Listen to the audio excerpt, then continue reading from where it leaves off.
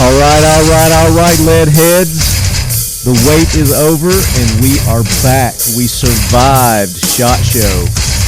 Even not getting the crud survived it. So that's like the first time in 3 years we escaped the SHOT Show crud. So we've got lots and lots and lots of cool interviews, great information, new products, and interesting people that we're going to be hitting you with over the next probably few months, kind of like last year. I think we got even more interviews than we did last year, and you guys will not be disappointed. So you're going to have to be paying attention every week. We may be dropping 2 a week, 3 a week, but you know, it's going to be good. It's going to be good stuff. So to help me welcome you guys back from our SHOT Show, I guess I'm going to call it a triumph. We've got the one and only, the official Leadquarters for the 2020 SHOT Show. We've got CJ Buck from Buck Knives joining us. CJ, welcome in. Thank you, sir. Yes, sir. And also joining us, we've got your right-hand man, Brooksy, Chris Brooks, joining us. Chris, welcome everyone. How's it going? So you Lefty, guys, how you doing? Doing great. You guys are in different parts of the country. You're still dividing and conquering, but that's right. It's the North versus the South. So I'm up here in North Idaho versus down in South Idaho. There you go. So SHOT Show this year for you guys. Let's talk about the booth for one. You guys have a great setup there. It's always eye catching, and I'm always hearing great compliments about the booth setup. Yeah, the really cool thing about the booth is we've been able to stay in the same location for a number of years now. So most folks know exactly where to find us in the 14,000 aisle. Right. So I thought you were going to say 14,000 booths because that seems about the same. Yeah, about the same. Yeah, and probably even more this year. Yeah, it was crazy. It's been fascinating to watch the SHOT Show evolve over the years. So we've been watching this focus, and it fits your audience. But the focus on shooting, tactical, law enforcement, which a lot of the interviews you ended up with, a lot of the podcasts you're going to end up with are going to be along that line. Mm-hmm. Even though there are still some hunting, but the SHOT Show is much less focused on just the hunting. As compared to the shooting now. So it's really been a fascinating evolution to watch, and a fascinating change to the people who walk the show, who walk the aisles. Right. Just an amazing evolution. Seems to be a lot more diverse crowd. Like you said in the beginning, SHOT Show was more geared around the outdoor hunting survival kind of crowd. And it's evolved into the military, law enforcement, tactical side of things. Yeah, a lot more personal defense compared to wall tents and sleeping bags and so many boots and shoes. Right. A lot of that stuff's not there anymore. Yeah, but you still have that. There's still a lot of that. It's just some of it. It's kind of gotten mixed in with with everything else. And I have to say. Another one of our sponsors this year, the official footwear of Talking Lead, was Twisted X, and they were bringing some very nice boots and shoes, and they've got some hikers that they were unmasking there that they did a line with Mossy Oak, which I thought was really. Mm-hmm. Yeah, it was great having Brandon in the booth and getting a little sneak peek of that boot. That was pretty cool. Yeah, it was. Might have to figure out a way to get me a pair of those. I think you know a guy. I do. Yeah. You know a couple of guys, right? So, yeah. But yeah, it was an amazing show, and the crowd was great. The attendance was great. I think it was actually down in numbers, but it seemed like the enthusiasm and the quality of people that were there. It was like you were saying, CJ, the target audience. Yeah, no, very much so. Very successful show, even though I do think the actual foot traffic was down, but the quality of the traffic was improved. Right. No doubt. It was. It was interesting because, well, one, I never got out of the booth except to use a restroom, but I took a step outside of the booth just to check out the foot traffic because I was thinking, boy, outside it just seems kind of lower level than in past shows, right? Yeah. But in our booth, it was just amazing. The traffic inside the booth was packed nearly all the time until, normal Friday where everything seems to slow down. Yeah, it slows down a little bit. But I think that was by design. And I think they were a lot more discriminating, I guess, in the people that they were letting into the show. So a lot of the buddy passes that were getting passed around, I think they filtered out a lot of those, and that's why we were getting, more of the target audience that SHOT Show was designed to be. For sure, yeah, they're really cracking down on getting Joe Blow into the show. So yeah, and I give them kudos on that. So, but we had some great things going on at the booth. We had our annual SHOT Show shirts, the 2020 SHOT Show shirts, Buck Knives, Talking Lead. Shirts were a hit. People loved those. We were giving those out. And then we had a little something special this year that we did with some 110 knives. And talk about what we did with that, Brooksy. Yeah, that was pretty cool. We had our 110 lights, our LTs, and we sent them over to your guy. Yeah, Mission First Tactical, Dave. Mission First Tactical. Hodor over there. Yes, sir. Our good friend. They do great holsters. They do great... they make our tactical wallets and our tactical dump trays. The dump trays, yeah, everything was super cool, and he did a great job on those knives. Branded Talking Lead on one side and Buck on the other. It was great. It was really nice, yeah. They turned out really good. So we were giving those out to our super special guest that we had on the show, and we had a lot of great guests. And just to name a few, one that I enjoyed and kind of caught me off guard was one of your employees there has a wife who is into the mounted horseback shooting competitions. And I found that very interesting. So we got Courtney on and did an interview with Courtney to talk about mounted shooting. So that was like one of my favorite. It's probably my favorite interview of the whole show. So we got that coming.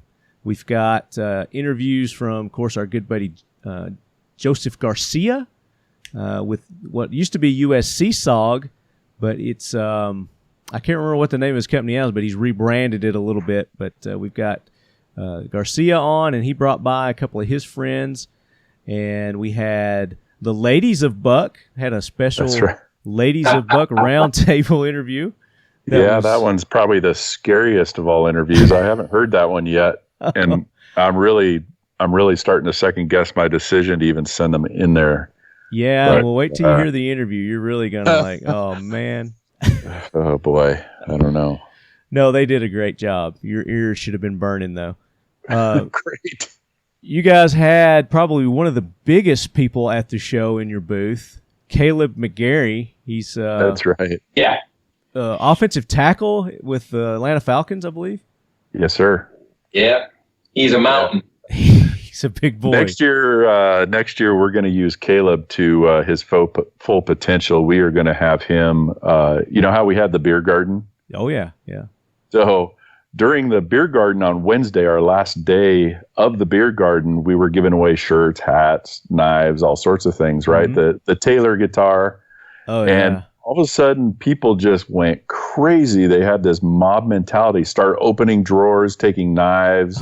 What? Taking clothes off the mannequins. I didn't know until this was all done. I didn't hear about that. Came up and said something, and I just so happened to be sitting next to Caleb when they were telling me. I'm like, oh, dude, you got a job for next year. So we'll set him and JB.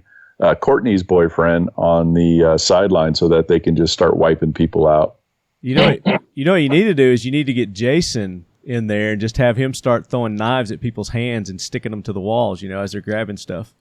That's a great idea. Yeah, we got all sorts of people that could take care of business there. Yeah. So what I'm talking about Jason Johnson. If you guys haven't heard of him, he is a professional knife thrower. And I think it's the History Channel. He was on a show that was on the History Channel there, but just a remarkable natural talent that this guy has of being able to throw knives and make them stick wherever. Oh, yeah. So we weren't talking about it, but on the Monday before SHOT Show is called Day at the Range. And so we had a bunch of throwing knives, some stars, some tomahawks out at the range. So while we were allowing people to throw those for fun, meanwhile, all the writers and media that were out there could, as they're waiting in line, could look at all our new products. So there's method to the madness there. Yeah. It's fascinating to see how much fun people had, both men and women, had throwing the knives and throwing the tomahawks. And Jason showed up there and was showing a few people how to throw. It's just good to hear. Yeah, so we did an interview with Jason. That's going to be a real good one. You guys are going to want to check that one out. We had Chris Tonto Peranto stop by, he and Charlie Melton. We did a tandem interview with the two of them, and I think that turned out really good because in the end, I think they're going to end up doing maybe some collab training classes together, offering them to you guys. So stay tuned for that one. And then we had Amanda Lynn Mayhew, who is the top female hunter. She has the top, I guess, female hunter TV show in Canada. And it was really good to talk with Amanda and learn about her TV show and some things that she's doing to help push and promote females in the firearms industry. And then we had our annual, of course, we're making it an annual interview now, where we had the girls of the American hunting industry. We had Christy Titus, had Morgan Mills, and then we had the girls from Girls with Guns, Jen and Narissa, join us, and that was a fun interview. Chris, did you sit in on that one? I think you missed that one, didn't you? I missed that one. Yeah, I missed it last year also. There was too much estrogen in that area, and they kicked me out. So yeah, no, I did miss it this year, but next year I'd like to sit in on that one. Yeah, it was a really good interview, listening to what these ladies are doing to push and promote and really propel females in this industry, and the remarkable job that they are doing with that. So we've got that and just tons and tons of other interviews. Am I missing anything else that stood out with you guys? Just right it was off? Great having Kat and Danny in from Red Arrow. Great having them in. That was a fun conversation. Yeah, even though the star of the show couldn't make it, it was good talking with. Yeah, we're still busting his chops for that. That's right. He's going to catch a lot of flack for missing that. But we'll get him on in another episode coming up. But that was another great interview, and then one that CJ, you and I did with a couple of organizations. We did the Boone and Crockett. We had Tony Shonin with the chief of staff of Boone and Crockett Club, and then Robbie Groover, who was heaven dropped with a T, but having vets build product out of old parachutes. Yeah, so it's a neat idea how people can come up with ways to turn junk or garbage into valid product, create value, give people the sense of mission, getting back on with their lives. Absolutely. It was just neat to hear. Yeah, so we've got that interview, and that's actually going to be part of this episode. So stay tuned for that one. That one's going to be coming up soon. And then, of course, another one of my I was most excited to do this interview was the release of the Buckmaster 2.0. Mic drop. Right? It's like everybody's like, what? What? The Buckmaster's coming back? Of course it is. I mean, did you? I will. Let me tell you that I was 24 years old, special projects manager for Buck Knives when we did the first Buckmaster. Wow. So that was my project. It was your baby. So it's been interesting watching this thing come full circle, where a lot of the similar folks who were involved in the design of the first Buckmaster before, I mean, they're all older now, so we're losing them. And so they were able to come back together again and develop prototypes and kind of bring the evolution of this knife into full circle. And I really enjoyed watching the interview with Commander Coulter and his own history as a combat swimmer, combat diver, and what he's always wanted in knives. And now this opportunity for a retired SEAL commander to take a whole lifetime worth of experience and drive it into a design. It's really nice to be the beneficiary of that, of all that. Certainly. But it's just very impressive. He's an extremely impressive individual. He really is. He's very mission focused, and and for you, like you said, it was kind of your legacy, the Buckmaster, and to see that continue through this new iteration of the Buckmaster 2.0, and the variations that you guys are planning on coming out with that. It's just amazing, and I know that our lead heads are going to be super excited about it, and it's going to be a very popular knife. So, looking forward to it. It really ties in. You've got Brooksy's been working on these ground combat knives, which we introduced at SHOT. That's right. We didn't even talk about the new ones that you guys released. The combat diver rolls right in as an extension of, you've got ground combat and then the combat diver. It's really going to be a nice overall family of product. Yeah, it will be. And we're looking at sometime later on this year for the Buckmaster 2.0. But we did some live feeds. We've got pictures posted. We did the interview with, like you said, Commander Tom, and then also Rich Neyman, who wrote the book on the original Buckmaster, the history book that's been out. And we had those guys on the show last year to talk about that. But he's got a Facebook page out now, and I think it's called Buckmaster. I think it is the Buckmaster 2.0. Or? I think it's just the Buckmaster page, but I'll put a link in our show notes so you guys can get to that. I've made some posts on social media in the past linking to it, so you guys can follow those. But really, that's a good source to keep up with the progress of the 2.0 and up until release date. And then, of course, you can always check back here on the Talking Lead podcast, and we'll have the exclusive on that too. But as you were mentioning, you guys had some new products that you were releasing at SHOT Show this year, and the ground combat knives were a part of that. So talk about those. Brooksy, so those are obviously new products for 2020. We're super excited about them. 5160 steel, 5.5-inch blade. There's two sets. There's a black set and there's a coyote tan set. And in each set, there's a Tonto and a spear point blade. Mm-hmm. Textured layered G10 handles, and comes with a MOLLE compatible sheath. You can configure that sheath all sorts of different ways. Those knives garnered so much attention. It was amazing. I was actually pretty shocked at how well those were received. There was a big buzz. We had all sorts of folks coming in and doing some video, taking a lot of pictures, asking if they could put them in publications, do editorials, etc.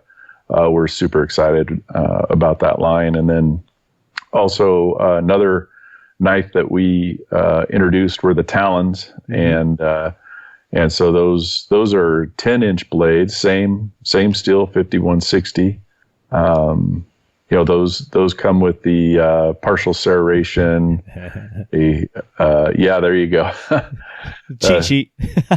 This is visual, but CJ is showing some specs on these, so I can't read them. Too small. Could you read where Tonto signed my? No, I can't see anything. Oh, look at there! You got a Chris Tonto Peranto sign. CJ, we're losing them. Yeah, we won't talk about that. But anyway, so those two, and then giving you a little bit of a head start into 2020. We've got several behind it, so we're really excited to just keep adding on to the tactical and law enforcement side of things. Yeah, and those are some impressive ones to start that line off with. Very impressive on the ground combat knives, and of course that Talon, just alone looking at it, wow, a survivalist knife, tool. You call it a tool, is what I would call it, because you can do multiple things with that, not only just chopping and cutting, but you've got like a hammer option on there. You've got the saw. You've got, several different options with that. That's really going to make it a good multi-purpose tool. Well, I was really happy with that product, the Talon, because it was getting interest from, say, some of the Midwest farm and fleet stores. Were just showing an interest in that knife, which I hadn't expected. Oh, okay. So yeah, I could see that. Nice when you do something right. It does catch people's attention. The other thing that was really neat about it was the attention on both sets, the Talons and the ground combat knives, was the international side of things.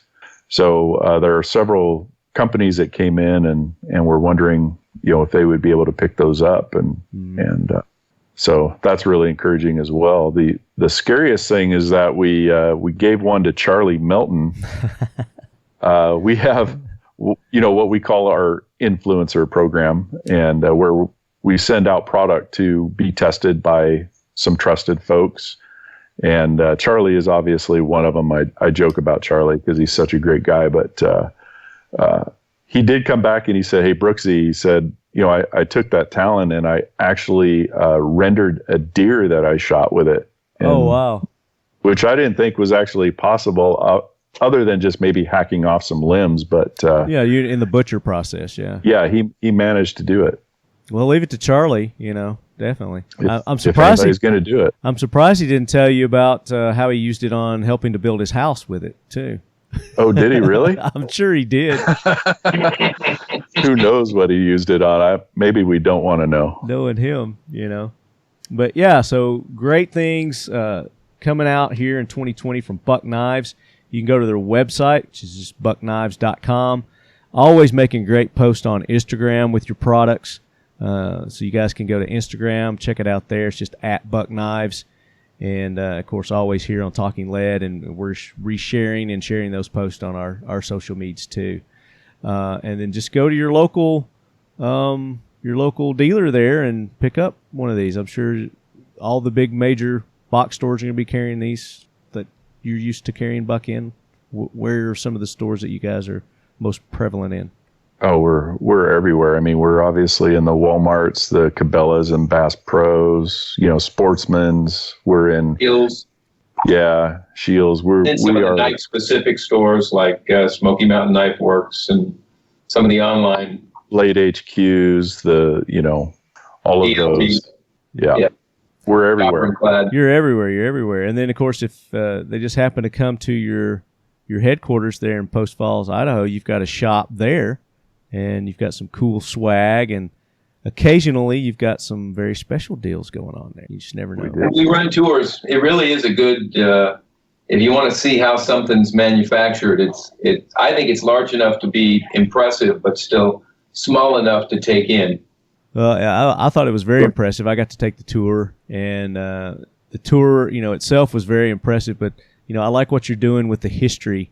How you've got kind of a museum-like feel and look as you're going through the whole headquarters itself. Yeah, no, it's been a bit of a labor of love on that one. I'll bet. Well, guys, unless you got anything else, I think the lead heads are ready to for us to kick off these interviews. So what do you say we get into these interviews and then we'll wrap it up? Yeah, let the education begin. That's right. Let's do this. I love that. I love it when people pay attention. Good job, CJ. My pleasure.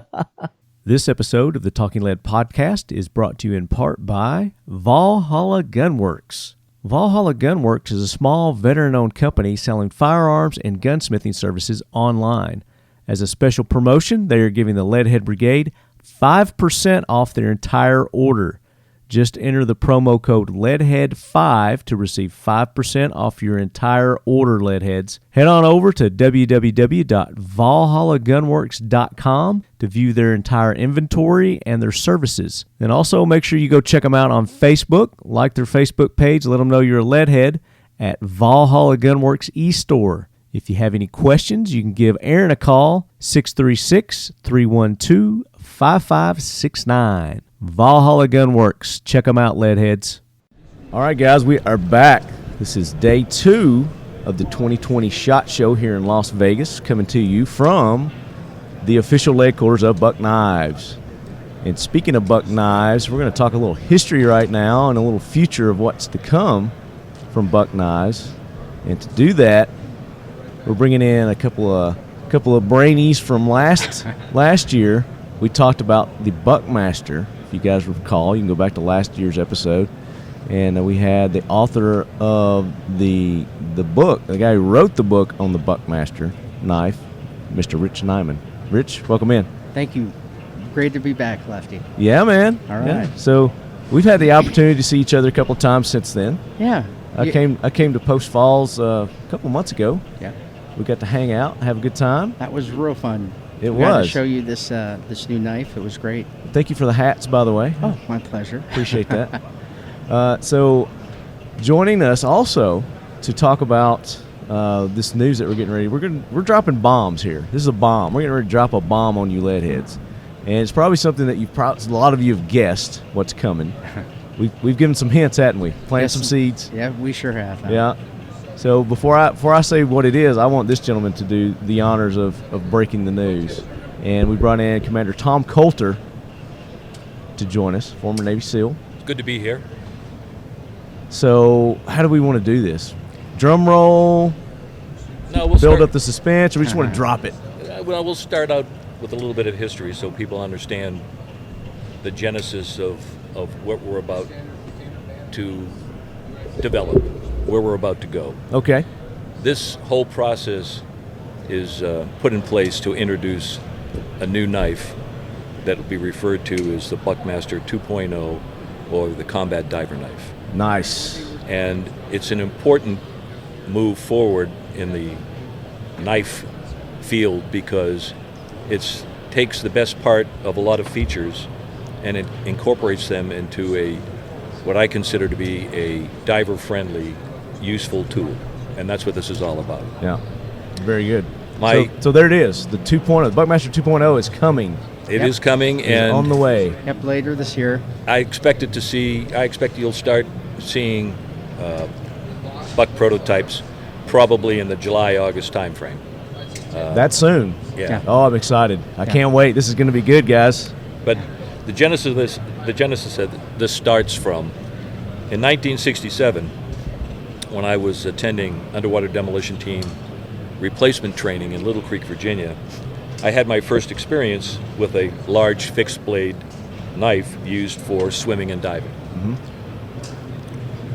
The instructors during the day of issuing the knives instructed the class to go over to a 55-gallon drum that was full of these K-bar knives. Right. Go over and get your knife, sit down on the ground, don't touch it. So by the time he started the class, 5 or 6 guys had already cut themselves. So they listened well, didn't they? No, they weren't paying attention to the big picture.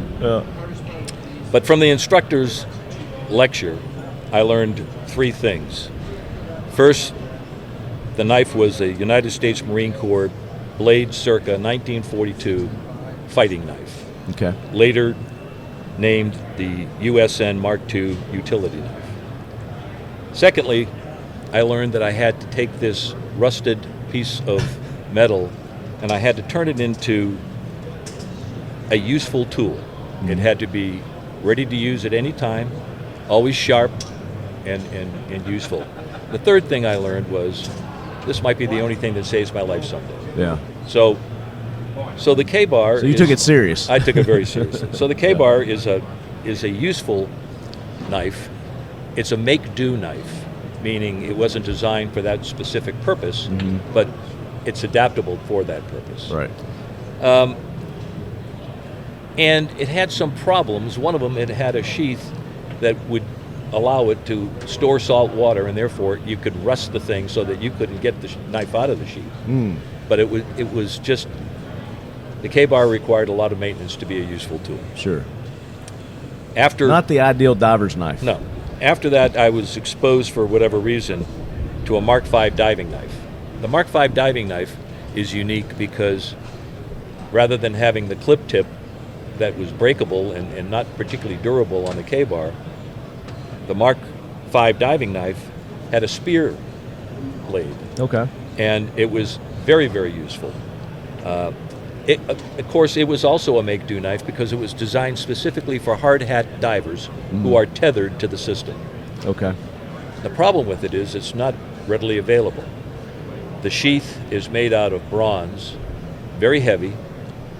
You have to screw the knife in and you have to screw the knife out. Oh, okay. So it's not particularly suitable for not quick access. Not suitable for a combat swimmer. Yeah. You know, where you have to get your hands on it right away. Right. And I kept considering this as a pretty useful jumping off position for developing the combat diver knife. So I started looking around at other blade shapes, and I went to graduate school and I had to do a payback tour in Washington, D.C., where I established the Naval Special Warfare Program Office. Okay. In that, I... about what time was this? This was about 83, 84, Okay. 85. Early 80s? Gotcha. Early 80s. So time goes on. So I was exposed to several vendors that I called upon to do specialized equipment. One of these vendors was Mickey Finn of Qualitech, and I was out having a beverage with him one evening after work, and he said, "Hey Tom, I'm thinking about putting in a bid on this diving knife, or this combat knife, whatever you want to call it." He says, "You know anything about it?" And I said, "Mickey, I'm a program manager out of NAVC. If I knew anything about it, I couldn't tell you." I said, "But you know, I'm very familiar with the specifications. Right. Can't get there from here." I said, "I just can't share any information with you." He says, "Well, you're familiar with the specs. Does it have everything that you consider to be important in a knife?" And I said, "It lacks one thing. It doesn't have an anchoring system." I said, "I'm familiar with submersibles and small rubber boats, and I'd like to be able to have the knife act as an anchor when possible." And nothing else was ever said of it. So come to find out, Mickey Finn and Qualitech and Buck Knives partner up, and they submit the Buckmaster, which wins the competition. So I knew a little bit about the Buckmaster since I sort of designed the anchoring You had the system. input, on the... So when I went to SEAL Team 6's EXO, I met with the principal armorer there, and I designed a knife, and he built it for me, and it had the proper blade shape. And it was a very useful knife. I didn't get it as a diving knife. I just was interested in the blade. Gotcha. You know, after that, things just sort of died down until I got a call from Rich. So out of the blue. And about what time frame was this? This is about 2009. Okay. So out of the blue, I get a 20 call. years later. Yeah.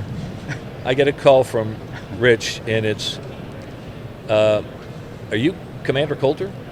"Yes." He says, "Are you the Commander Coulter that was involved in developing the Buckmaster?" And I said, "Well, I contributed in a small way to not the if there's a lawsuit attached to this visit." He says, "Well, I'm writing an authorized book on the Buckmaster, and I'd wonder if you'd answer a couple of questions for me." I said I'd be happy to. So he had some facts that were not particularly accurate. I sort of reshaped them, and the book went forward. Filled in the blanks for him for his Exactly. book. He sure did. Exactly. And of course, he published the book in 2011, and we went from there. Yep. So we were chatting one time, and we developed a relationship. So we were chatting, and I said, I'd like to go forward on this combat diver knife. He says, I speak with Bob McDonnell, and I speak with him frequently. Let me call him up. So he called Bob. I talked with Bob. Bob was one of the principal developers of the Buckmaster. He worked for Qualitech. Gotcha. So I told Bob what I was looking for, and Bob produced this prototype you have before you. Okay. This is the Bob McDonnell prototype. Bob McDonnell 2.0 prototype. Yeah. Buckmaster. And this is a beefy, heavy knife. Can we get a picture of that? And little different design. I mean, it's kind of reminiscent of the original Buckmaster, and you see some hints of it in here. Get our little selfies.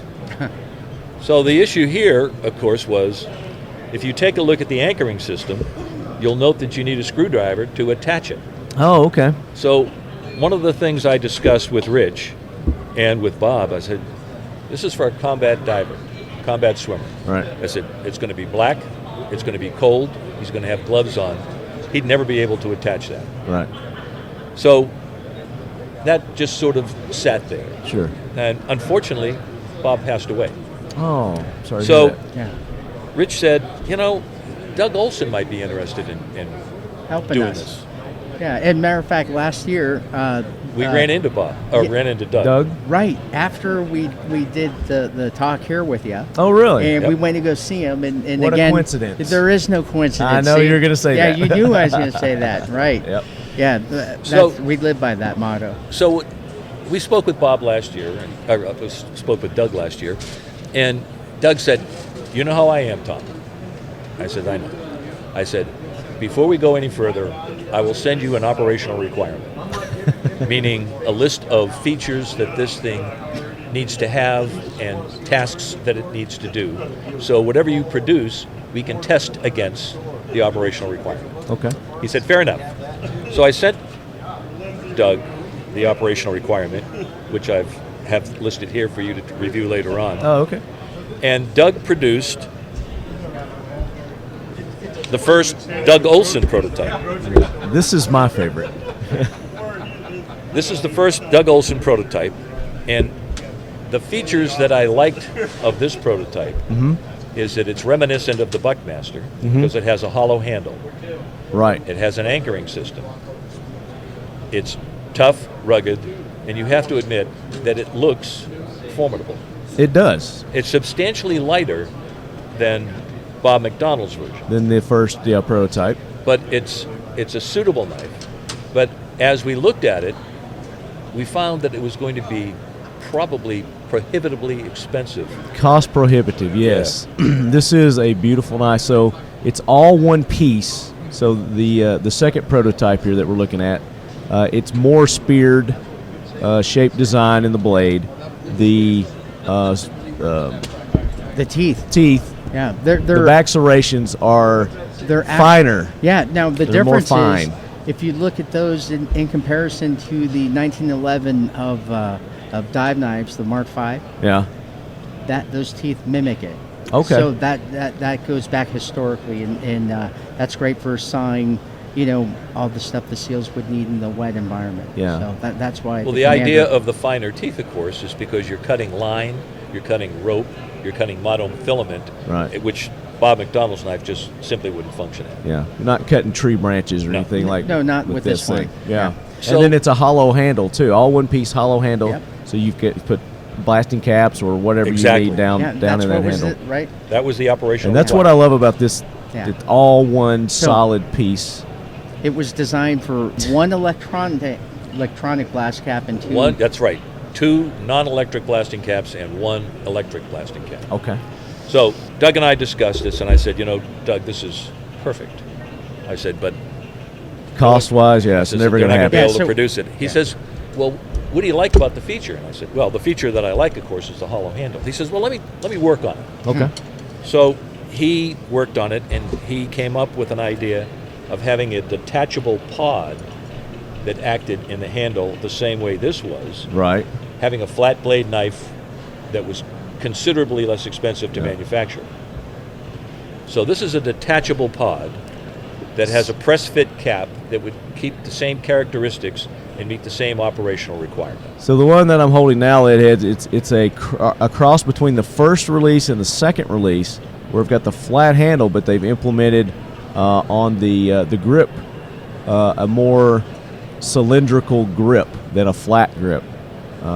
So you get the storage. So these are detachable That's correct. on this one, so that you can open and close these and use them as storage. That's correct. But we've still got the fine teeth, still got the nice spear point, and the weight's dropped a little bit more too. Correct. So it's a little more light too. So yeah. So this we're was getting somewhere now. We're getting Yeah. closer this was an to our end interesting game. This was an interesting compromise, but if you can hear that, it makes noise. Yeah, And that's a no-no.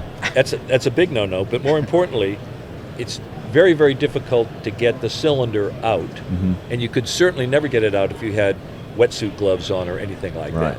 So the practicality of it is probably not the best. Right. So I said, I'm gonna make this real simple. I said, Doug, you're a smart guy. This is what I want. I want the blade of your first prototype, and I want the handle of Bob McDonald's. Okay. He goes, I can do that. There. So Why didn't you say so?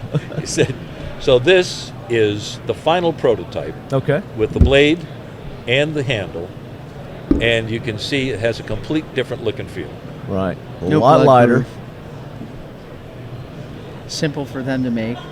Right. Now, I notice there's a screw here. Is That this- grip is removable. Okay, so this is a removable grip. And you can, So do you loosen it and then it twists, or does it come off completely? It comes off completely. Okay. Now the reason that this knife exists is because as I went back to the operational requirements and I ran them by colleagues that were still on active duty, they said, you know, Tom, there's probably not a need to store blasting caps in the handle of the knife. Anymore.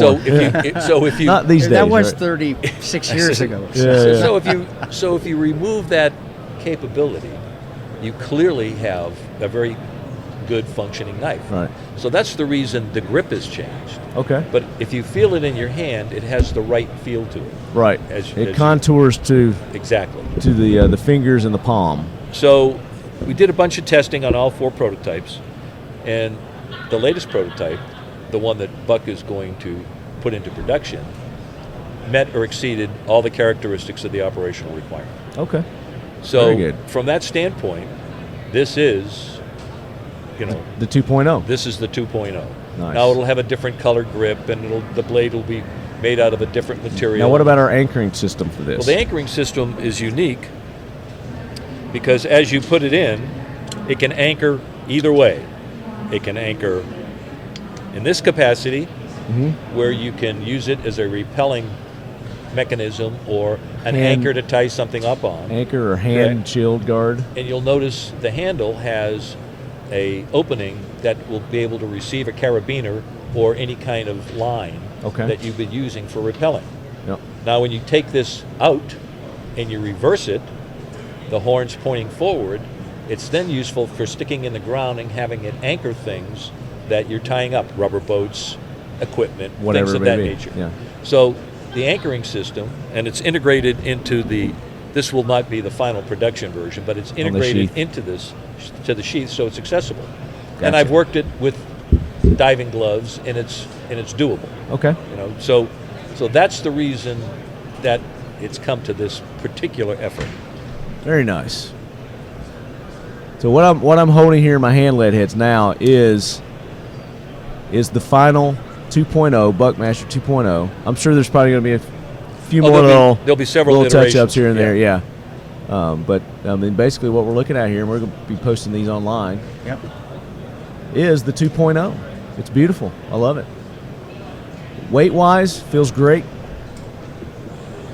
What's the steel that we're using on this? They're going to use the Buck proprietary steel. Yeah. Okay. Yeah, and they're going to also do their Cerakoting. And then in the future, they're going to be able, even Cerakote colors, that's already been talked about. They're going to have different color handles available, but Different materials and things like different that. materials possibly. Lots of really cool stuff coming out with this. Really exciting. I mean, it's just been really cool. But what's nice is, like, for example, there's going to be a little bit more knurling on the grip. Oh, yeah. And everybody, the first question with these prototype posters that we did, we introduced it here as a soft launch. In a few months, there's going to be a great article on actually on me in Knives Illustrated, and I talk about this. Oh, cool, man. And it's one of the Congratulations. questions, but yeah, really cool. So another way that they can get information on this, Rich, is you started a Facebook page. I did. It's called Buckmaster Knives, and That's probably one of the best places to go, because I found out that I'm not going to mention any names, but one of the search engines have been blocking Buck with tactical stuff, which is totally. Oh, really? If anybody knew this, I mean, yeah, people. So they have their tactic. If you go to Buck Knives website, you won't see their tactical stuff, which is a sin, because they just came out with that new ground combat knife, which is awesome, because you guys can buy that, and once you love that ground combat knife, you're going to love the combat diver. So Buck, did the whole cool circle thing of, symbiotic. You have the ground, and now you have the sea, which is awesome. And like the commander said, the air can adapt to either, so we're good. All right. Just get them both and you're set. Right. Now, with the hollow handle version, there will more than likely be a limited edition of that in the future. Okay. So, we designed a whole bunch of different blade styles along this line. The anchor system will fit on all those styles, and the handles will fit on all those styles. So it's a pretty exciting time, and so cool, absolutely. Cool to be a part of it. And you're saying somewhere around April? You know what? Can Okay, expect so this? what Buck does is they have a whole bunch of different processes they have to go through, and they're going to do a run of 125 of them. That's like their standard before they actually launch it to the public.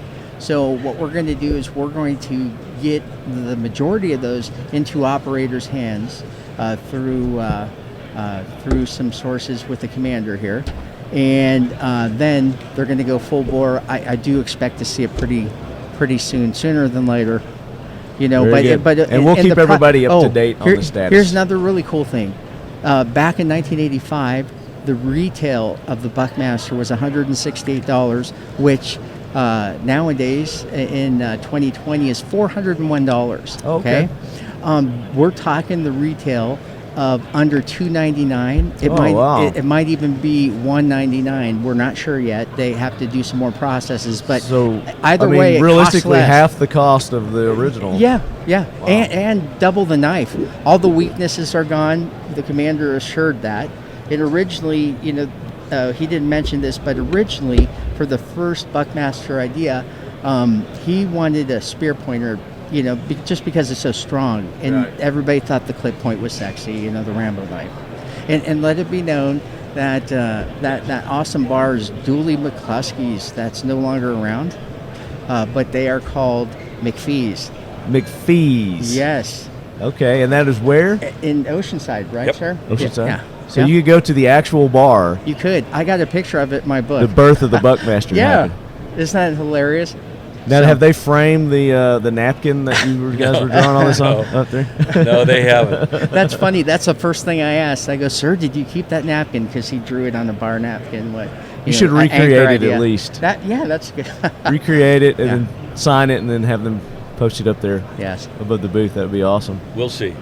Anyway, this process of developing the prototype is chronicled in this little article here that I've given you. Well, thank you. And it's equipped with all pictures and specifications of all the iterative knives that we went through. And there's been about 10 of them before we've gotten here. But the last 4 prototypes are the prototypes that both Bob McDonald and Doug Olson invested a lot of time and energy in, and have put forth an excellent product. So we're very pleased. Yeah, and cool historically are both those gentlemen were intimately involved in the very first Buckmaster and the M9 bayonet. So it's pretty neat history. Very fortunate that you had them to have access to the 2.0 there. So absolutely. Yep. Absolutely. And of course yourself. And for sure. Oh my goodness. Between the two of you, I mean that's why it exists now. That's why we do have a Buckmaster 2.0 coming soon to a retailer near you, thanks to Commander Tom and Rich. So thank you. Thank you guys. Thank you. Hey. As knife enthusiasts, we really appreciate the effort that you guys have put into this to bring back such an iconic knife, back to the market, back to America. America, you got it. Right? Yes. So, thank you guys so much. We appreciate it. Thank you. So as it progresses and we get closer to the actual release, we'll get you guys back on, and we'll do a little special release show. Excellent. For it. Fine. Very cool. All right, guys, more awesomeness coming from the 2020 SHOT Show here at the Leadquarters of Buck Knives as I'm sitting here chilling in my boots from Twisted X, the official footwear of Talking Lead. We'll be back with more. If he talks a lot, I'm not going to record it, just so you know. Just go ahead and let it roll. I don't care. All right. Roll it, roll it, roll it. So, Dooley, we were talking earlier, and you were talking about one of the innovative products that you've seen at the show, and you were talking about this interchangeable barrel system. Yeah, I was. It was really amazing. I looked at it and hadn't seen a system set up quite like that. Yeah. You know, it's one of those, you could say often imitated but never duplicated on something like this, where it's a new system and it looks really neat and easy to use. Right. And as we were sitting here talking about it, lo and behold, look who walks up. It's our good buddy Joe Weir. Hey, how you doing? With LEO Takedown. Yes, sir. Yes, Yeah. sir. It's good to see you, Joe. Nice to see you too. So, did you bring me lunch or something? I mean, you've got your lunch box there. You just Well, actually, got a meal for later. What's going on here? Believe it or not, that is an application of the LEO Takedown. Okay, so Fits into the size of a lunch pail. Full-size rifle. so let me look in your pail here. so I'm opening Joe's lunch box, and lo and behold, there's a bunch of metal in here. Look at this. So as I'm pulling this out, talk about and describe what I'm doing here. So he's pulling out a receiver, and he's pulling out a lower receiver with a folding stock and the LEO Takedown installed on it. So it's where the barrel nut would go on your traditional upper. That is correct. For Replaces the barrel nut. It's designed to work with just about any MILSPEC AR with a rail. Okay. So it's a coupling. It replaces the delta ring, and it allows for you to instantly change the barrel, pull the barrel off, put it back on, with just simple muscle memory, pulling back on the slip ring and inserting the barrel into the receiver. So I'm going to line up the marks with the Yes, holes sir, here. with the lockouts, so then that it I has just a. pull back the spring, That is correct. line Let it- up the gas tube, Just let it settle and then pull back and drop it in, and just like that, it's done. and just like that. So I've assembled a pistol, an AR pistol here. No, this is actually SBR. You brought me an SBR. Nice. I did. Even better. And just like that, I went from a lunch pail to I'm ready to rock and roll and exercise my Second Amendment rights. There you go. Even comes with the magazine. Even and the- has the magazine ready to go, rock and roll. And you can do this with any MILSPEC AR platform. That is correct. So it's a very simple installation. We've got a video online at leotakedown.com, and the video is 8 minutes long. The installation only takes 7. So the video's longer than the actual The video, install the last process. minute is full auto. Us having some fun with it out back. It's a really cool product. So the inventor of this was a Marine Cobra pilot that the Marines decided he absolutely had to fly with a full-size rifle in the cockpit. And if you know anything about the Cobra helicopters, they're real small. Yeah. So he came back Little cramped space. Yeah. Right. So he came back and said, "There's got to be a better way to do this," and came up with the LEO Takedown. So That's awesome. we've worked with the Floyd County Police Department in Rome, Georgia. We're out of Rome, Georgia. Okay. And we've got a takedown bag that goes with it. The takedown bag is the size of a book bag. Okay. They wanted something that they could equip their officers with a rifle as they're on duty, but not alert the public. Because, the public gets really weird when they see someone carrying a rifle around. Sure. So that allows them No matter to have, whether it's a good guy or not. Yeah. good guy or bad guy, they get real nervous. So they're able to carry a full-size rifle with them while they're on duty, walking around. It looks like a backpack. And so, but if anything were to happen that they needed it, it's right there, 15 seconds, and they've got a full-size rifle in their hands. No having to run back to the car, no having to call in. They're All right, who's got a stopwatch? So time me from unzip to putting it together. Time me on how long it takes me to do this. And keep in mind, I'm a bonehead, so. All right, say when. ready, set, go. All right, I'm unzipping, taking it out, popping it together there. grabbing the barrel, lining it up, popping it in. Done. 21 seconds. 21 seconds. There you go. And that's me bumbling around. So with practice, I mean, like you said, I mean, you can have this thing assembled in under 15 seconds. So yeah, we've got a gentleman in the booth that's been doing this for a while now, demonstrations. He can do it in 7 seconds. 7 seconds flat, huh? 7 seconds flat. Now that's with the deployment bag. We've got, it's a sling bag, a sling backpack that slips around, it opens up, and it displays the weapon in a way that it goes right to your hand. And so you pulled it out of a lunchbox in 20 seconds. So yeah, unzip, pulling it out of my lunch pail. This being the second time you've actually handled it. Right, yeah, just like that. I mean, it's no learning curve whatsoever on this. So any AR platform, so it's a takedown. It makes your AR compact, easily concealable, carryable, but then also it gives you the ability to switch out calibers. That is correct. So with the same bolt, you can go from 5.56 to 300 blackout. So from a readiness standpoint, you could have a close quarters 300 blackout barrel suppressed, or you could have a 5.56 16-inch regular carbine rifle with you at all times in a package the size of a backpack. So for law enforcement officers, it's really a no-brainer. Or I could do a 6.5 Grendel and just change out my bolt. And change out your bolt. That's change correct. out my bolt. Yeah, and that's another small piece that I could have in there, ready to go. So I can go from close quarter combat to long range precision. That's correct. In 7 seconds.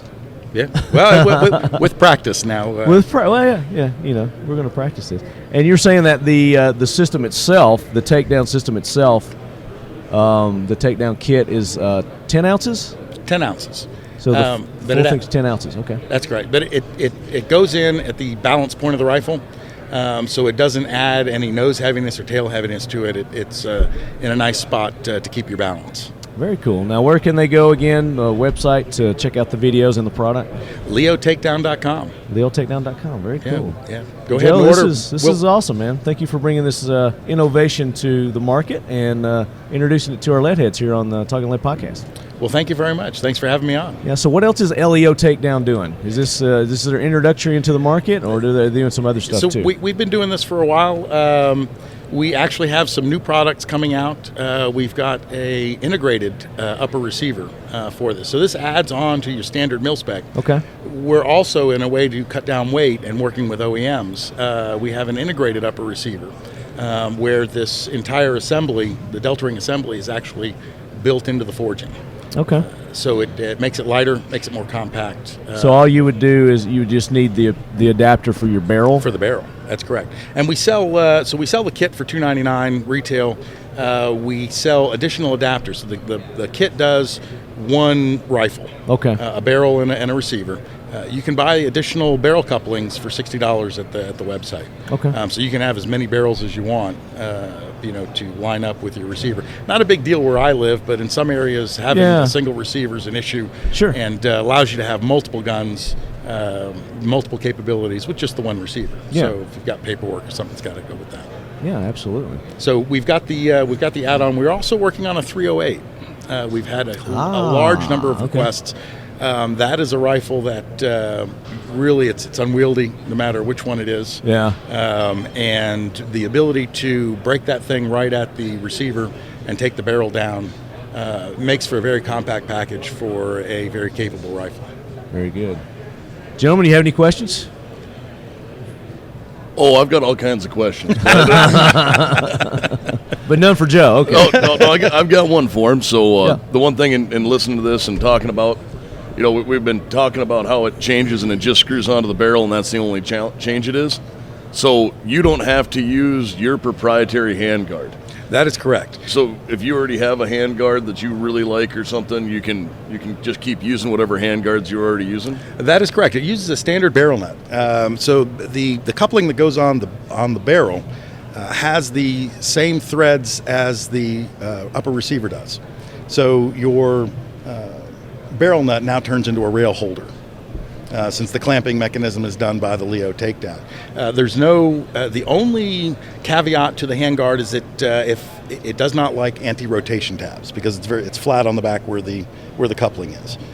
So if you've got anti-rotation tabs, you'll have to take them off, but most rails don't. So, I mean, I've got a Dremel, so I'm pretty much a gunsmith, right? Yeah, that's correct. You can fix anything with a Dremel. Aren't we all? Well, very cool, Joe. Thank you so much again for bringing this to the podcast here at the 2020 SHOT Show. Do you guys have a booth set up? We get a lot of good traffic? We do. 4167 downstairs. Yeah, we've had a lot of traffic. Nice. A lot of different folks, a lot of police agencies coming by. We've had some defense industries coming by. We're very excited. Very cool.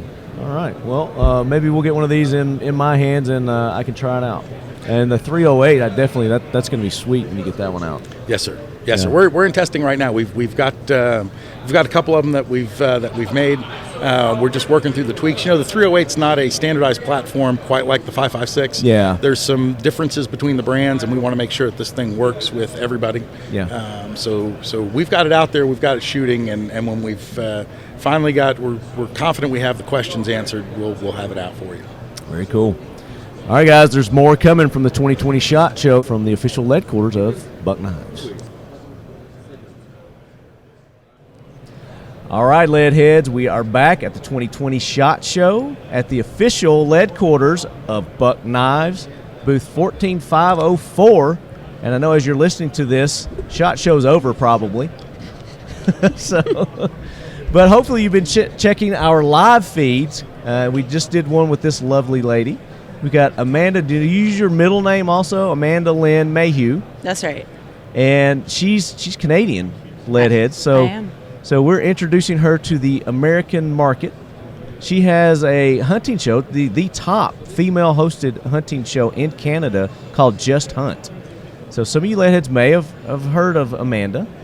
So, Amanda, welcome into the show. Thank you for having me. This is great. I Yeah. was excited to meet you and find out what you do, and I think you do great things. Well, thank you. I appreciate that. We try to do our best, It's So good. It's good. It's good. Our Exposure goal is is to present the 2A community in a positive light, and we do that by having awesome people like yourself on from all around the world, because the Second Amendment rights just aren't here in America.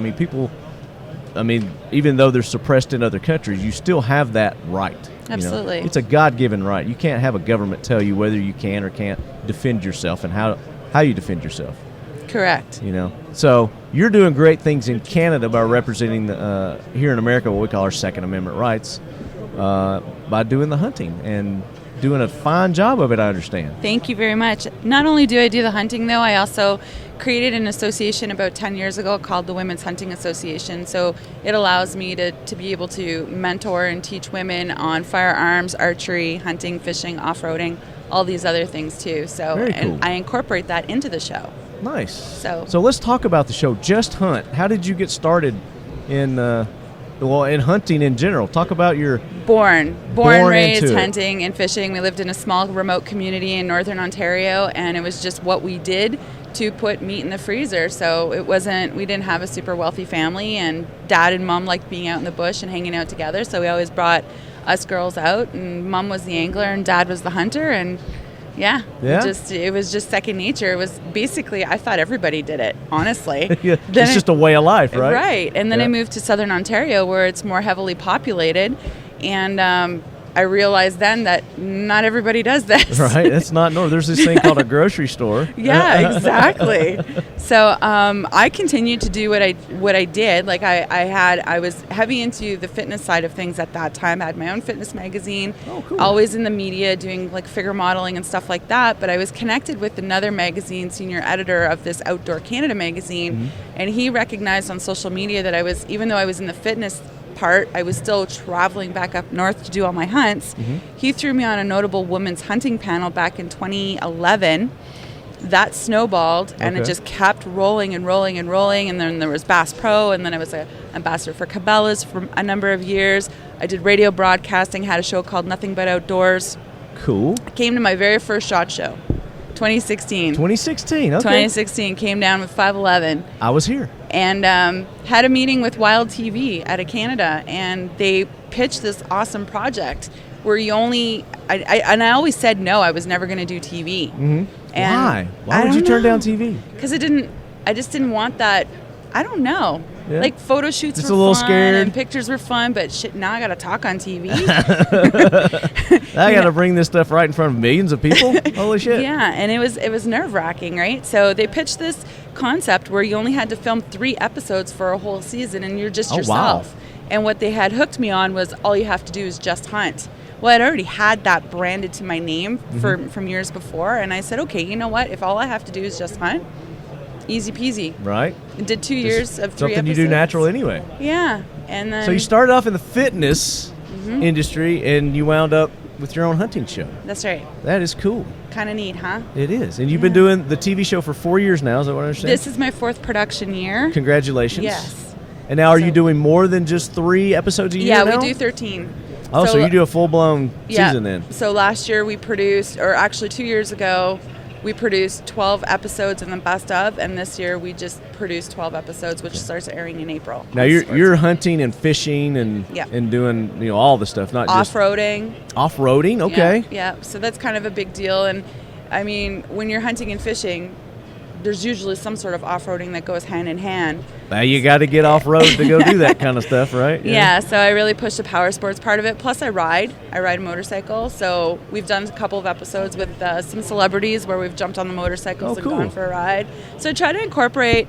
I was told, Amanda, if you're ever going to do a TV show, you're going to be yourself. Yeah. My slogan is be real, be strong, be you. And I've used that all through my fitness career and rolled it into my hunting.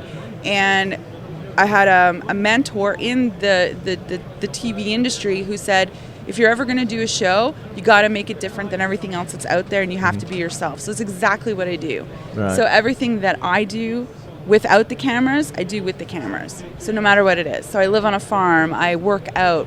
You'll see me doing push-ups in random crazy places on my show, so I and it's entertaining, and I'm a jackass. I love to have fun. You're a jackass. I'm not just sitting in a tree stand for 7 days waiting for that deer You're to come a Jill in. ass. And I've never shot an episode about deer hunting.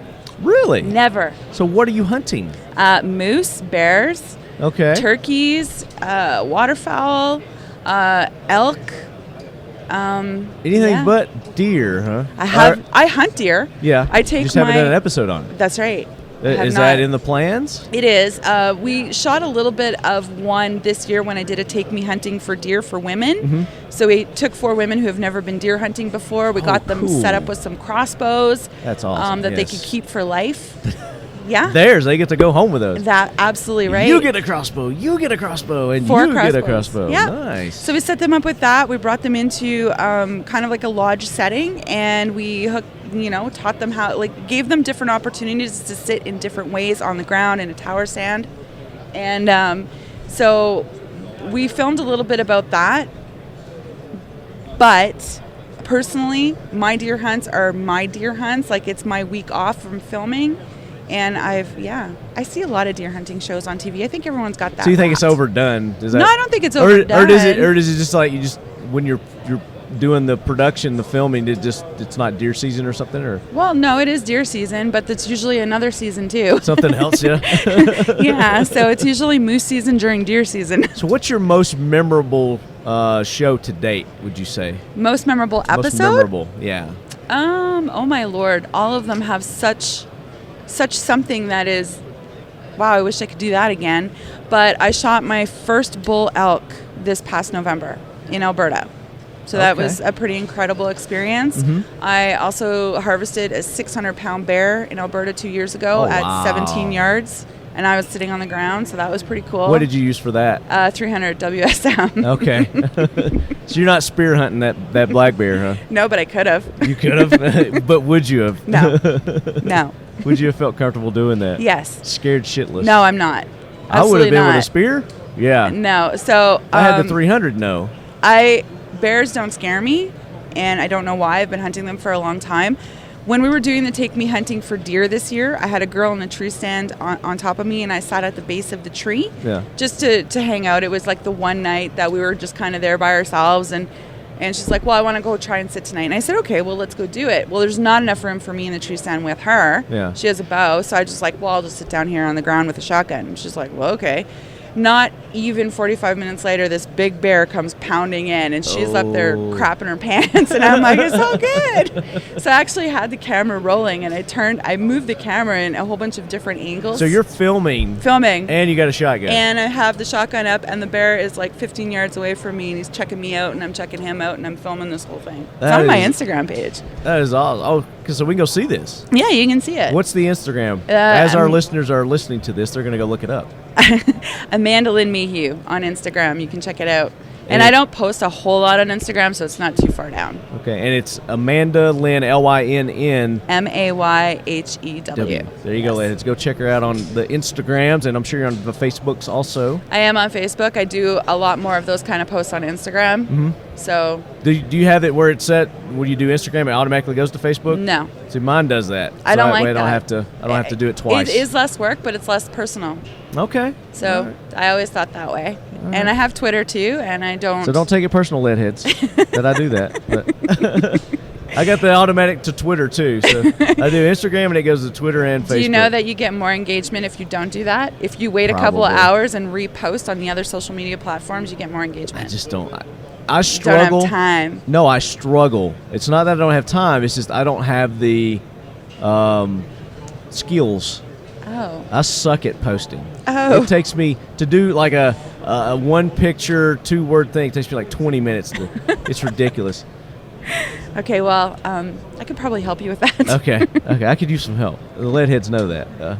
But so you also have a website for the hunting show. I do, yep. So justhunt.ca, we have a couple of the old shows that are on there, the old episodes, and I have a store, an online store, which is pretty. It's got some cool gear on there for men and women, and some of the stuff is custom made by me. And like jewelry or no, not jewelry. I have actually. So I have the Bear Strong clothing line, which is the designs are custom made. I try to find something, and if I can't, I just design it and get it built, and then offer it to the public. I have a cosmetics line called Bear Kiss. Okay. Because I'm a fan of lip gloss. I don't care. I'm still a girl, and black eyeliner. So I have the Bear Kiss cosmetics line, and then I have Bear Essential or Bear Necessities coffee. I have smoked coffee. Just the bare necessity. Right? And then I have Bear Essentials home decor. So we do a couple of little fun things online. So you got a whole line of stuff. I do. That's awesome. Yeah. And is this just available in Canada? No. You can go on and shop right now. So you ship worldwide. I do. Very cool. Hats, Very cool. toques, T-shirts. Now your hunts. Let's get back to your hunts. Do you just hunt in Canada, or do you travel the world? No, not the world, but I have done. I have done one hunt in the States. Actually came down to Louisiana 2 years ago and built my first gun with Joe Moe. Yeah, Joe. Yeah. Good job. Friend of the show. Yeah. So Backless Defense. I built a gun with him, and then we traveled over to Florida and went hog hunting with them. So that was pretty cool. Yeah. Was that your first hog hunt? That was my first hog hunt, and it was awesome. It's addicting, isn't it? Yes and no. It is everything you can't do in Canada. I did. Hunting from a moving vehicle at night with a fully automatic rifle. Did you use thermals and suppressors and all that? Yeah, absolutely. All that? Yeah. Everything. Yeah. It was crazy. It was awesome. Yeah. And we filmed it, so it's part of the show. So actually, that's the season that's airing right now. Actually on Wild, but I've switched networks and will be airing on Sportsman Channel now. Okay. So once that quarter starts, then that episode will be uploaded to justhunt.ca. So the Sportsman's Channel is in America too, is it just a Canadian Sportsman's Channel? No, it's they've branched. Expanded, I guess. Yeah, would be a good word. So Sportsman Channel launched in Canada in January of 2019. Okay. So now we have. So that what they air in Canada is also can be seen on the Sportsman Channel in America, maybe? Some of them? Some of the shows. So some of the shows that sign on with Sportsman Channel have the opportunity to also air in the States. Sweet. So I don't know what's going on with mine yet. We'll find out, but yeah. So what do you got coming up hunt-wise? What's a big one you can talk about and not give anything away? Something that I filmed last year, or something that's coming up fresh this year? Fresh. This year? Here's what you can expect from Amanda. From this year, something in the works right now, and what I've never done before is horseback in northern BC. For either, I'm not sure what it's going to be. It's either going to be moose or caribou. Okay. So it's your first time on horseback? First time on horseback in a hunt. Yeah. And it would be my first time caribou hunting. caribou. Yeah, so I think it will be interesting. I think it will. I shot a moose Rifle. I assume. rifle. Yeah. So I have a. I mean, I kind of see like a cowboy and Indian. The Indians riding with a bow and. Yeah. No, you're not going to be doing any of that. No. I actually have a custom-built Rocky Mountain rifle.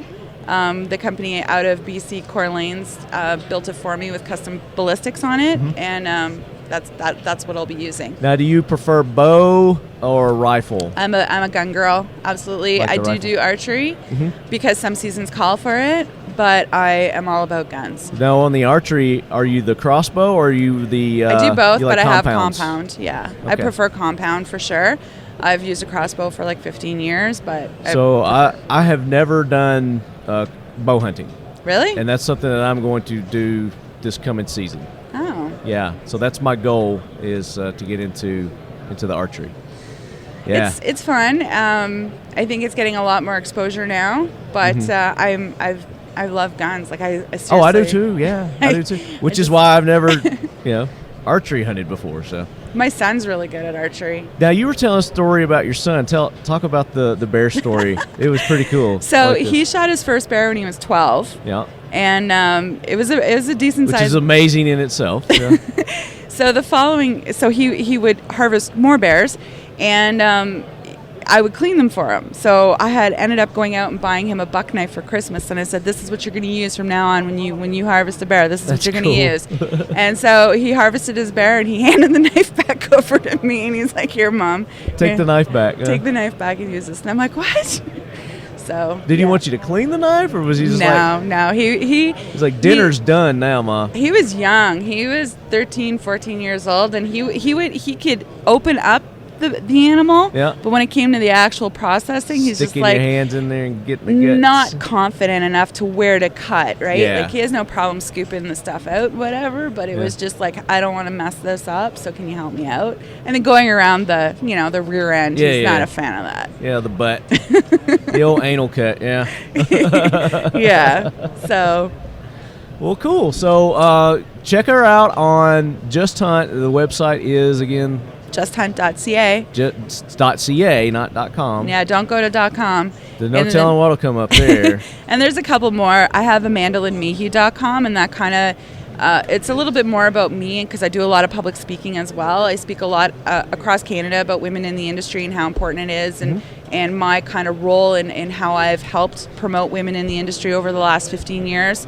I do firearm seminars and hunting seminars, clinics, and stuff like that. And then I have the Women's Hunting Association.com as well, as where you can learn more about the programs that I run and organize. So Very I have cool. 3 websites. You got a lot to manage, girl. I do. I do it well. You got an empire. The Love ALM Empire. I guess. Yeah. Yeah. Well, very cool. We appreciate you taking the time to introduce yourself and your show to the Leadhead Brigade. Thank you. I'm sure you're going to pick up a lot more followers now. I think I'm going to listen now because I just met you. Well, I didn't even know. Right? Yeah. So on the range. I didn't know Talking Lead was a thing. Yeah. We did have a good time at the range. We did. So let's talk about that real quick before we sign off. So you had a chance to probably walk around a little more than I did. Yeah, I did. So what really stood out to you on range day yesterday? Oh, yesterday or the day before? Well, because we did 2. We did 2. All right, so the day before at Antares, let's talk about that range day. So that one, I shot some of the HK pistols and the Walther pistols and the Umarex. It was something that I've never seen or shot before. So the one that ran the CO2 with the little dart. Yeah, they're doing the pellet guns. Yeah, so that was the air interesting. guns. Umarex is making some pretty cool things. Yeah, they are. It's amazing what they're doing with air guns these days. Yeah, so I thought that was what stood out to me. Okay. So I'm not really a pistol shooter. Like I teach it at range day and I use it, but I don't own one myself. I have no use for one. I'm a hunter. They're illegal. And you're in Canada. I'm in Canada. Yeah. They're legal in Canada, but there's certain regulations and rules you got to follow. You can't walk around the streets with them. Right. Yeah. So I shoot pistols, but I'm more of a rifle girl. Shotgun. I love rifles and shotguns. That's my thing. And then yesterday at the industry range day, I shot the Black Rain Ordnance, the 9mm with the suppressor on it, and that was pretty cool. I like that one. Okay, I didn't see that one. No, I didn't make it by Black Rain. And then So, I did. Did you go to Kel-Tec's booth? I did. Did you shoot the integrally suppressed sub 2000? Didn't, but Joe did. Okay. Yes. Yeah. I didn't. Yeah, I know it made an impression on Joe. It did, and a couple of other people. People were talking about that gun. Yeah. So everyone that we ran into yesterday at range day, everyone was talking about it. Talking about that. Yeah. Yeah, it was pretty sweet. And I heard there was some belt feds up on the hill, but I didn't make it that There far. were a couple. Yeah, there were a couple. Actually, we just had one of the guys, Maximum Defense, had some 240s that they were running from their booth. Wow. I love belt feds. Yeah. When I was a little girl, I wanted to be Rambo. Just like that. Just like that. I want to be Rambo. My dad. Did you want that knife that he had? I have the knife. You've got the Rambo knife. Well, not his knife, but a similar knife. So Right. when I was 11 years, I think I was 11, and we lived in Northern Ontario, and Gowan, the singer Gowan, came to Kirkland Lake, and my Never heard mom, of him. anyways, he's a Canadian singer. Oh, okay. He came to the city, and my mom is like, she was right into music, so she took my sister, and my dad's like, well, what do you want to do? Do you want to go see Rambo First Blood? And I'm like, yeah.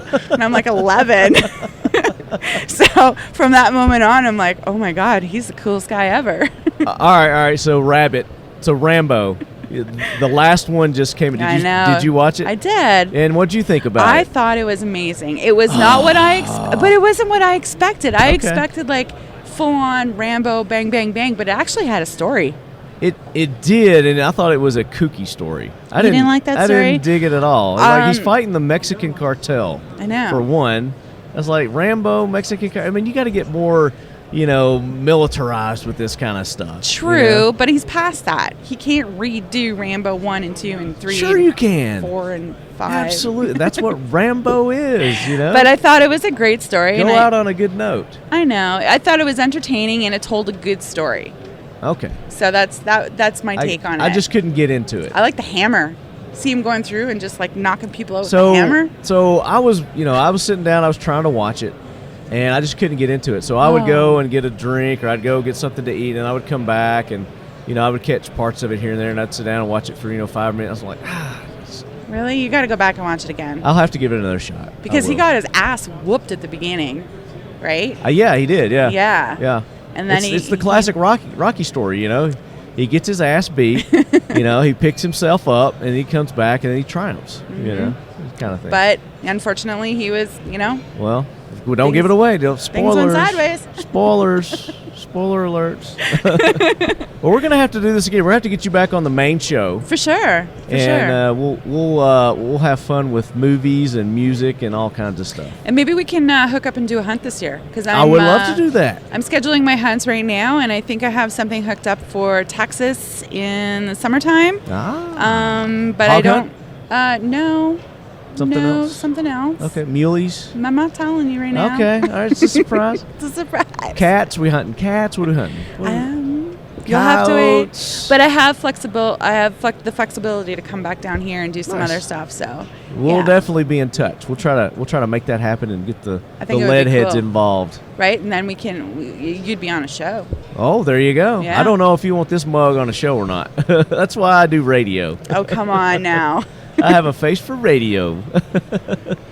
Oh, boy. Well, very good. Amanda, thank you again so much for taking the time to join us here at the 2020 SHOT Show, the official Leadquarters here at Buck Knives. I literally just got here and came right to this booth. I've seen nothing yet. Oh, really? Okay. Like nothing. Well, you'll have to come back later on and give us an update, and we'll get your opinion on what's innovative out there.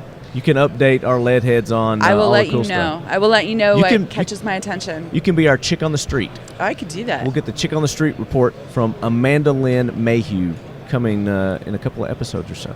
Yes. So stay tuned, Leadheads. Thank you. We'll be back with more. All right, Leadheads, there you go. I hope that was enough to get your motors revving for what's to come. Many more interviews from the 2020 SHOT Show coming your way, so stay tuned. All that in addition to our regularly scheduled program. We're going to be mixing these in like we normally do. If you've got any questions or comments about any of our interviews or any of the products that you're hearing about, just shoot me an email, talkinglead@gmail.com. I'll be happy to answer those or get those to the individuals that can best answer your questions. And make sure you're going and supporting those that support this podcast, Leadheads. Amazing companies like Modern Spartan Systems. Don't just clean your firearms, optimize them with Modern Spartan Systems lines, cleaning solutions, lubricants, greases, and of course the always awesome TVT engine oil additive that I put in all my engine-driven machinery here around the house. My vehicles, my lawnmowers, everything. ModernSpartanSystems.com. Check them out. Kel-Tec Weapons. Now, I had mentioned before that we're going to be giving away a CP33, and that is going to happen. We have partnered with Mission First Tactical again on this giveaway with Kel-Tec. We're probably going to do a little Buck Knives. We're probably going to do a little S&B watches, Smith & Bradley watches, and no telling what else. So we're putting together a nice little prize package. We're going to do one of those Gleam giveaways with Kel-Tec and those companies that I just mentioned. So stay tuned for that. In the meantime, go show Kel-Tec some love at their social media, Instagram, Facebook, and, of course, on their website. And go buy those guns. KelTecWeapons.com, and go check out their new line of firearms. We did a little thing on their new Sub 2000 integrally suppressed. It's amazing. You've got to go check it out. I'm sure there's all kinds of videos out there on it right now, but we did a little social media live thing on it, and of course we did an interview with Kel-Tec talking about it. That's going to be coming up in an episode. Fiocchi USA Ammo. Fiocchi has revamped their website, so go check them out at fiocchiusa.com. Again, go to their Instagram, their Facebook page. If you haven't liked it, like it. Let them know that you are a lead head, and we've got some great things coming from Fiocchi. We did an interview with Casey along with Umarex, and you guys are going to enjoy that interview that we did, and that's going to be coming up in future episodes. Twisted X, the official footwear of Talking Lead during the 2020 SHOT Show. Really kept my feet comfortable during the entire show. I wore a pair of their Western boots and a pair of their eco-friendly Cell Stretch Kuka driving mocks, and man, were they comfortable. Go check out Twisted X on their social media and their Facebook pages. Let them know you're a lead head. The awesome folks over at Mission First Tactical, bringing you guys the tactical wallets and tactical dump trays with the Talking Lead logos on there. Go to their website at missionfirsttactical.com and pick those up if you haven't got one yet. And, of course, we're going to be doing some awesome giveaways, like I just mentioned, continuing those awesome giveaways with Mission First Tactical. Go show them some love. All the companies, all the friends of the show, all the sponsors of the Talking Lead podcast, let them know that you're hearing about them on this show. They love it. I love it. You guys love all the things that they are bringing to you, the Leadhead Brigade, the discounts, the awesome products, and the interviews. So, CJ, Chris, guys, another amazing year at SHOT Show. Thank you so much for hosting the Talking Lead podcast and being the official Leadquarters for our Leadhead Brigade. No, it's our pleasure. The energy you guys bring is very cool. Yeah, it was excellent having you in the booth again, and having all the interviewees, seeing all the people, the excitement of people checking in and seeing what was going on in the booth again this year. It was a pleasure having you. No, it was all our pleasure, and thank you so much. And I want to thank you for, I got a little special something from you guys, and I want to talk about this a little bit too. I got one of your, is it the 119? Yeah, it's the 119. Right. We got a custom 119. And kind of talk about the features that are on this one that makes it a little different than. So that is a 119 that's custom assembled by my brother-in-law, Joe Hauser, who's become a bit of a custom knife maker in his own right. I think that's Cerakoted blade. It is, yeah. So Cerakote blade, I signed it. I think Joe signed it. And the handle is I want to say that's an old bayonet. That's a buck bayonet handle. That's what I really love about this. He's custom altered to fit the 119. Yeah. So really cool. I appreciate that. I was. It was a thank you to you. I was caught off guard by that, but yeah, thank you. It's very much appreciated. And you sent me a little letter of authentication too, so that was sweet. Yeah, paper's cheap. Paper's cheap. But it was just overall, it was just a very special show. The knives that we had from Mission First Tactical, the T-shirts that we had, the dump trays and everything that we had for our guests that came by. I think it made it really special for everyone. So thank you guys again, and we're looking forward to next year. Now, are you guys going to be coming out to NRA in Nashville? Oh, yeah. Sir. There you go, Yep, it'll Leadheads. be CJ, myself, and one other player. So it'll be good to see you out there. This is where you can attend Leadheads. This is open to the public, the NRA. You just got to be a member of NRA, and you can sign up right there at the door as you come in if you're not a member. And I mean, even if you put your politics behind you, it's just a great show to come and support all the companies in our industry.